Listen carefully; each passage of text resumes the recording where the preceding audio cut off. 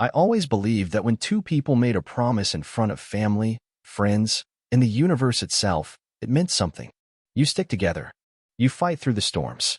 You hold each other up when the world tries to tear you apart. That's what marriage was to me. At least, that's what I thought it was for her too. Her name was Emily. We met in college, classic story. Late night studying turned into early mornings talking about dreams, careers, kids, and forever. When I proposed to her under the giant oak tree where we had our first date, she cried so hard she couldn't even say the word, yes. She just nodded through the tears. I thought those were tears of joy. Maybe, deep down, they were tears of doubt. Fast forward 12 years. We had built a life together. Good jobs, a comfortable home, vacations to places we once only dreamed of visiting. To the outside world, we were the definition of a happy couple. The truth? I started noticing small cracks a year before it all fell apart. She became distant. Little things, staying late at work, checking her phone the moment a notification popped up, smiling at texts she wouldn't share with me.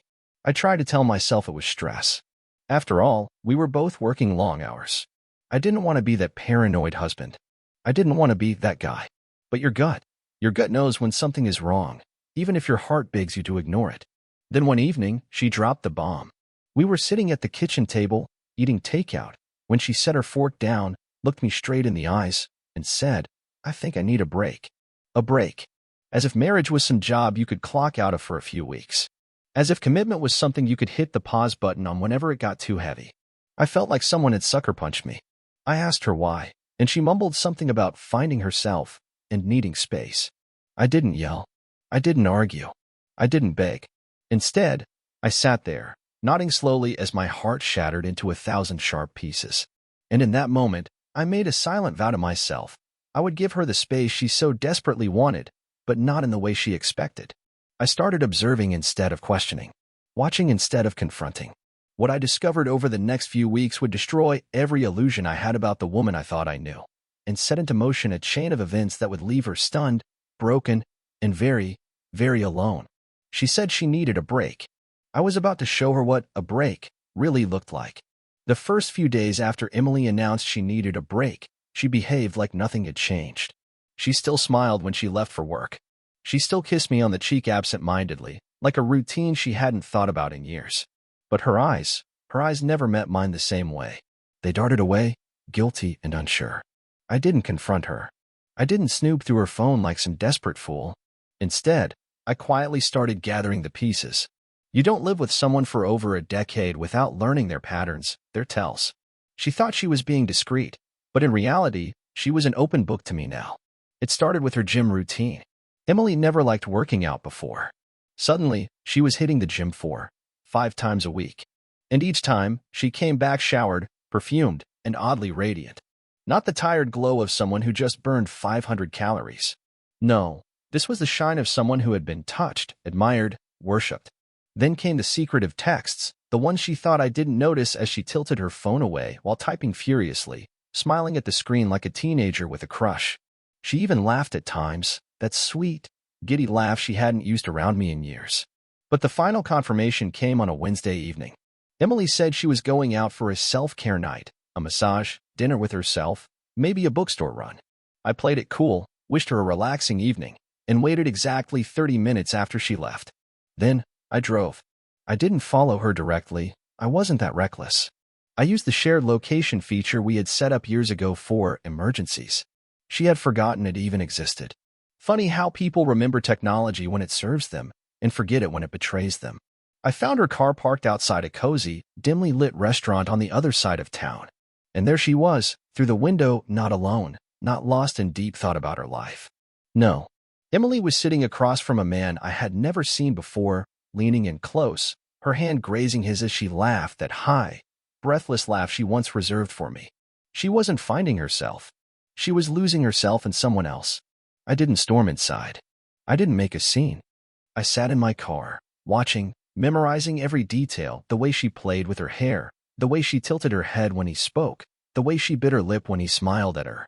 All the little signs of attraction she hadn't shown me in years. By the time she came home hours later, smelling of a different cologne than mine, I was already planning my next move. No yelling, no fighting, no begging, just a plan. A plan that would leave her absolutely gutted. And when it was done, she would understand the true meaning of taking a break. After that night, I no longer viewed Emily as my wife. She was just a stranger occupying space in my life, smiling fake smiles and lying with every breath. The woman I loved had died somewhere along the way, and this version, this shell, was what remained. And I had no intention of clinging to it any longer. The next morning, while she was busy pretending everything was normal, I started preparing my exit. Not a dramatic departure, not a shouting match. Something much colder, cleaner, the kind of ending that leaves no doubt. I contacted a divorce lawyer. A good one. The kind who didn't just win cases, he dismantled them, piece by piece.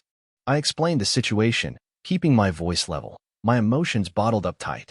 He listened, nodded, and said, "Well, make sure you walk away with everything you deserve." I opened a new bank account that day, quietly transferred half of our joint savings into it, the half that was legally mine. I gathered copies of important documents, the mortgage, the car titles, our insurance policies. I backed up years of shared photos, documents, and memories into a private drive only I could access.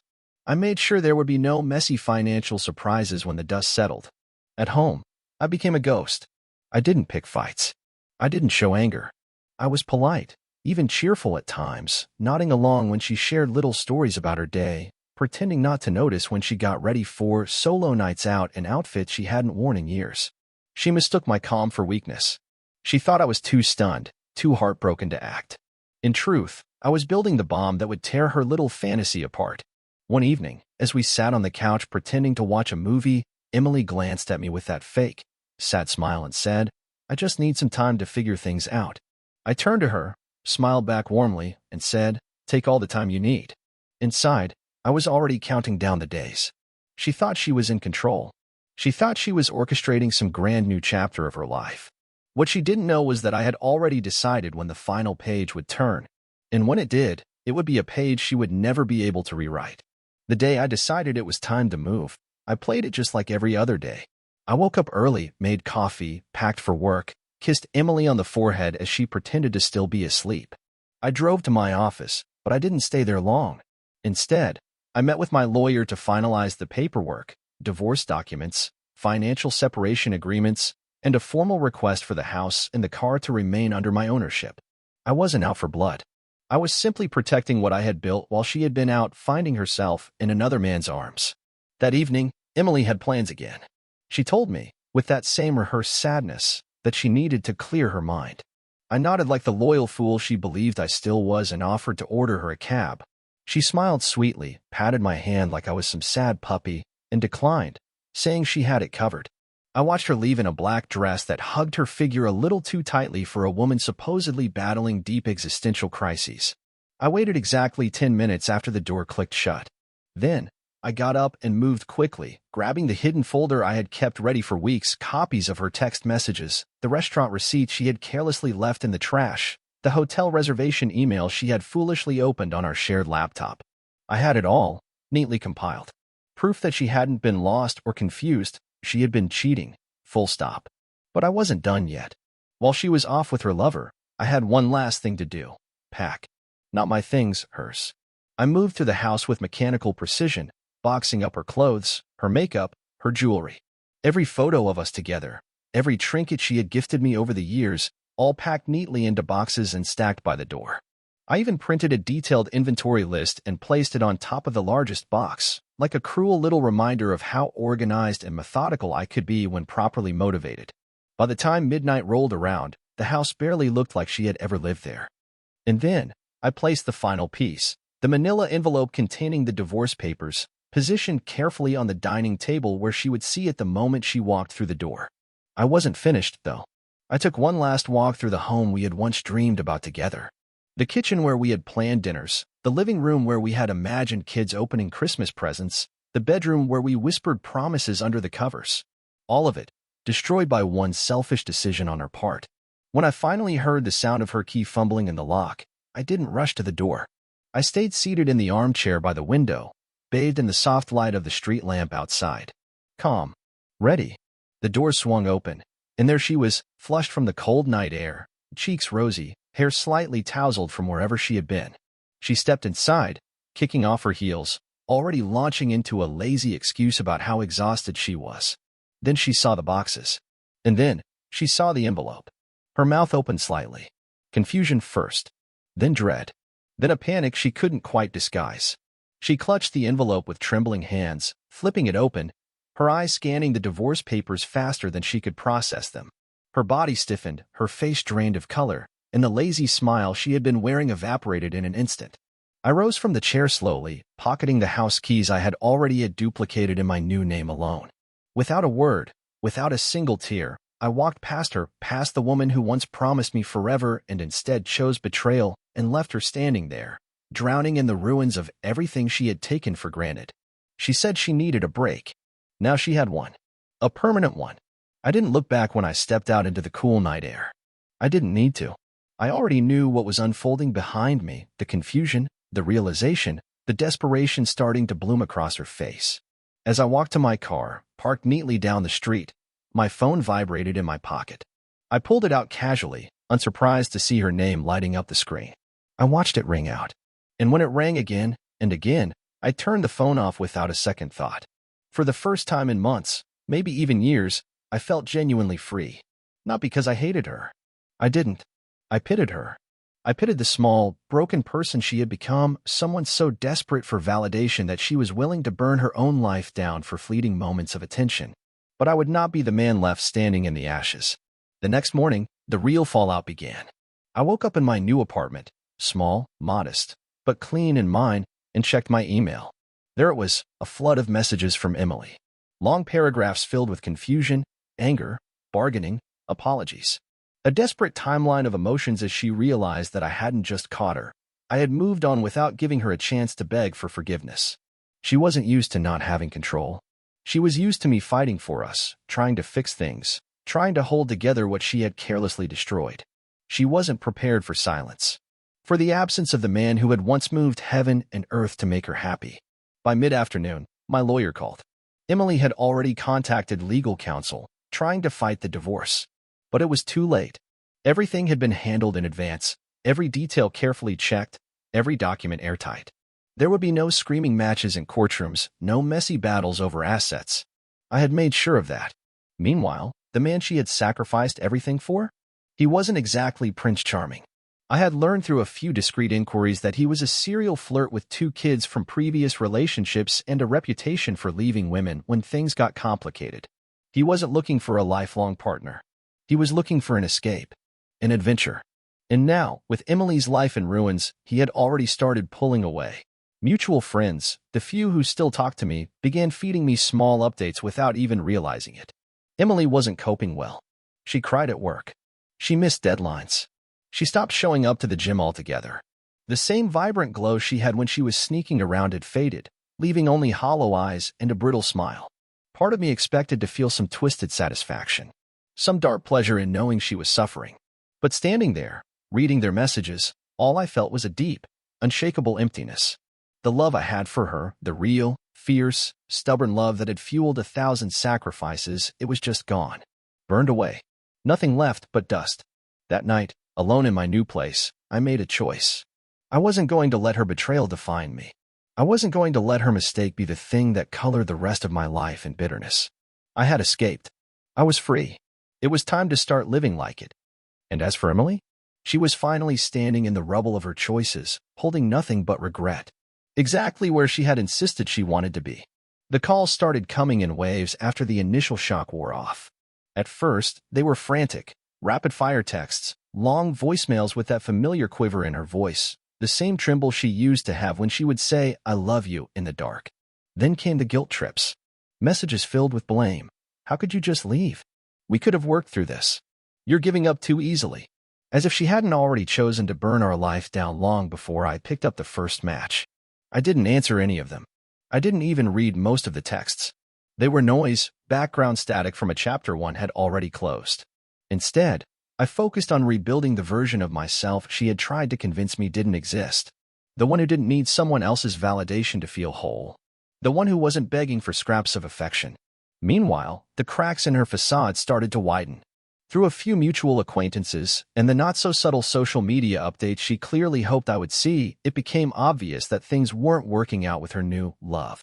Pictures of fancy dinners were replaced with blurry shots of wine glasses at home, her alone at her kitchen table. The confident captions about new beginnings turned into vague, sad quotes about heartbreak and lessons learned. It was almost too easy to piece together what had happened.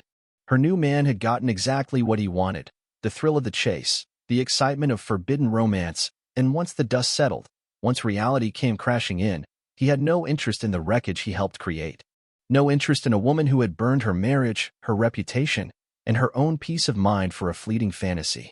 One night, just before midnight, I got a text that I actually opened. 4 words. No punctuation. No preamble. "Can we talk, please?"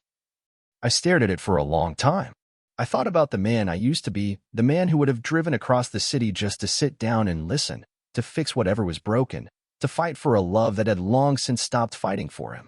I thought about how many nights I had stayed awake, trying to figure out what I had done wrong, when the truth was simple: I hadn't failed her. She had failed herself. So, I didn't answer. I didn't even delete the message.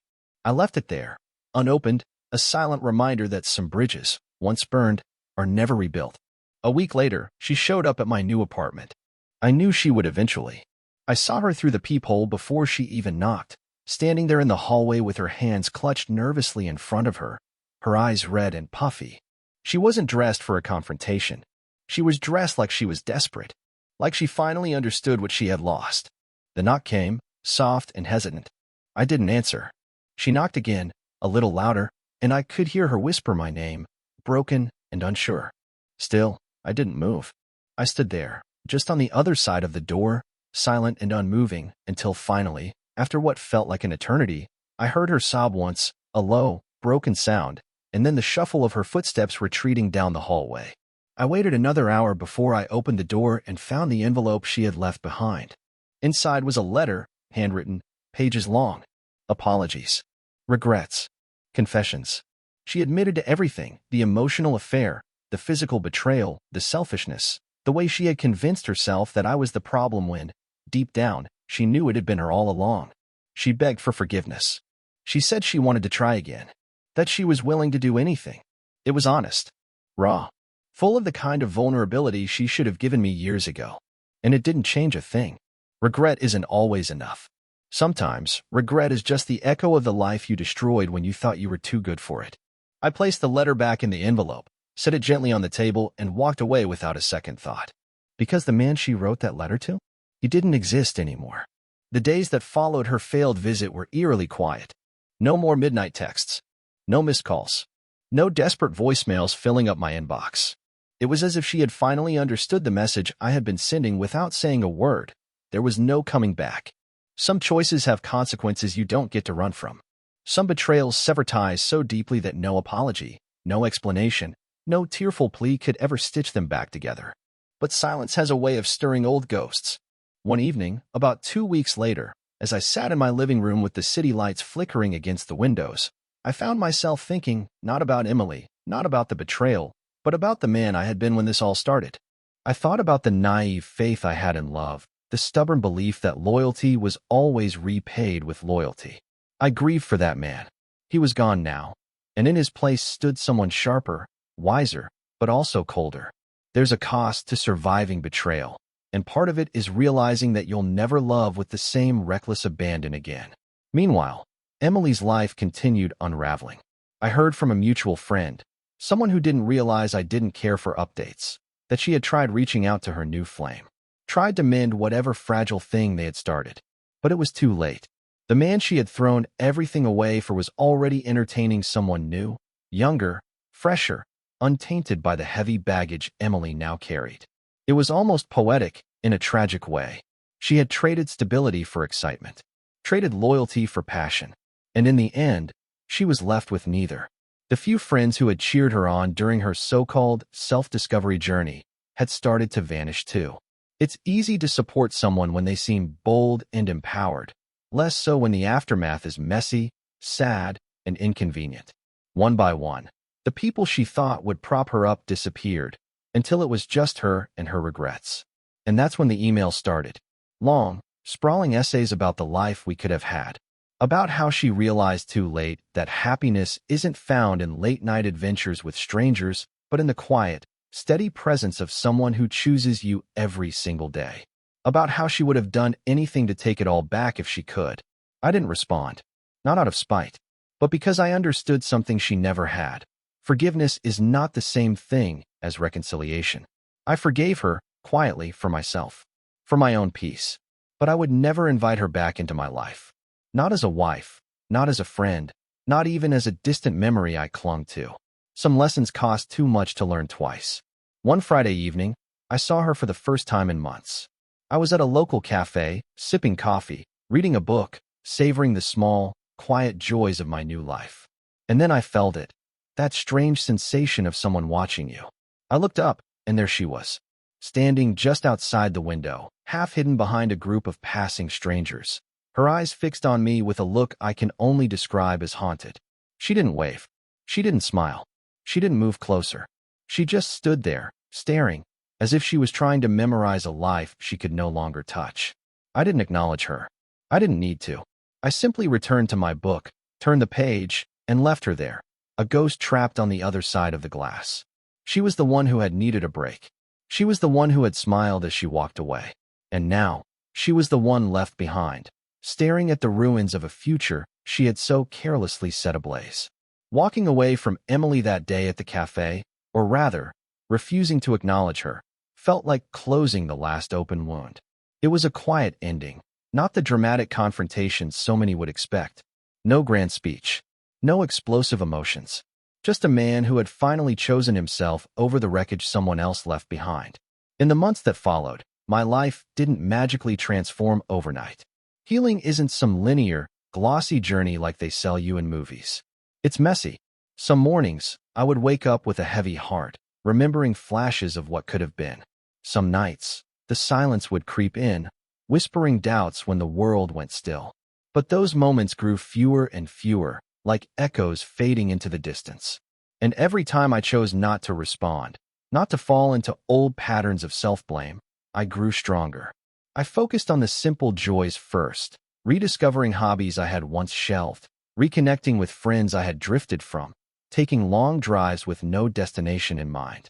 I signed up for a cooking class on a whim and found that creating something new, something tangible, was incredibly healing. It reminded me that I was capable of building things, beautiful things, even after someone else had tried to tear me down. And somewhere along the way, happiness returned. Not the brittle, performative happiness of trying to fix someone or save something doomed. No, a quiet, steady happiness that asked nothing of me except to show up for myself, fully and honestly. I eventually met someone new. Not by chasing, not by searching desperately, but simply by living fully. Her name was Claire. We met at a charity event I almost skipped, too tired from work to socialize. But there she was, bright, genuine, unpretentious. She didn't try to complete me or rescue me. She had her own dreams, her own battles, her own light. And for the first time in a long time, I didn't feel like I had to earn love by sacrificing myself. It just existed. Freely. Naturally. Claire knew my story. I didn't hide it. I told her everything, not as a way to dwell in bitterness, but as a way to show her the man I had fought to become. She listened without judgment, without pity, only squeezing my hand once and saying, "I'm glad you didn't let it destroy you." And she was right. I didn't let it destroy me. That chapter of betrayal, heartbreak, and loss didn't define me, it refined me. It carved away the illusions I once clung to and revealed someone stronger, wiser, and far more alive. Sometimes life doesn't give you the ending you thought you wanted. Sometimes it gives you something better. A second chance. A clearer heart. A truer love. And above all, peace. As I stood one evening on the balcony of our small apartment, watching the sun set in hues of gold and fire, Claire's laughter drifting from the kitchen as she tried to bake cookies that were rapidly becoming charcoal, I realized something. I was grateful. Grateful for the pain, because it led me here. Grateful for the betrayal, because it taught me who I would never be again. Grateful for the break Emily had asked for, because it broke the chains I never realized were binding me. She had smiled when she asked for a break. And now, I was smiling too, but for entirely different reasons.